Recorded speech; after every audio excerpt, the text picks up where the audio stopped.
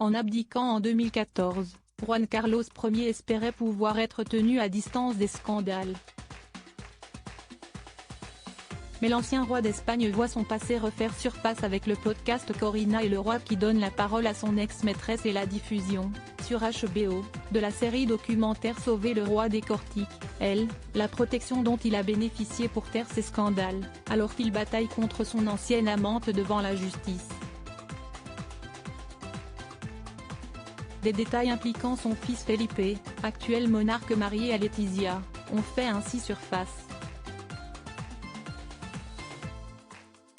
L'Espagne tout entière est tenue en haleine par les déclarations qui ressortent de ce podcast, du documentaire et du travail de la justice. Corina Wittgenstein a rencontré Juan Carlos en 2004, au cours d'une partie de chasse organisée en Espagne dans la propriété du duc de Westminster. Commence alors une relation pour laquelle il aurait même pris une fausse identité. Cette même année est organisé le voyage de noces de Felipe et Letizia d'Espagne. L'ancienne maîtresse du roi qui a abdiqué a expliqué dans le podcast comment elle a organisé en 2004, le voyage de noces des princes Felipe et Letizia, dont la moitié du coût fut facturé à un ami de Juan Carlos, indique Le Monde. Le coût de ce séjour romantique avait choqué l'opinion mais il avait été assuré qu'il avait été financé avec des fonds propres. Si est-il le père du marié, le roi Juan Carlos qui est l'un des généreux organisateurs du voyage. Le deuxième généreux donateur est Josep Uzi, un ami proche de Juan Carlos, qui aurait financé une bonne partie de la lune de miel via sa société Navilo.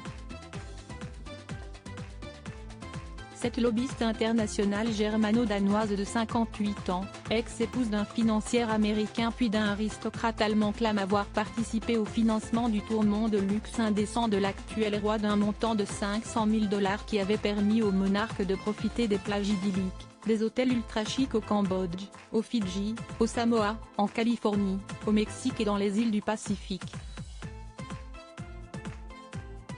Aujourd'hui, celle qui a été couverte de cadeaux par Juan Carlos affirme être harcelée et espionnée sur ordre de l'ancien monarque.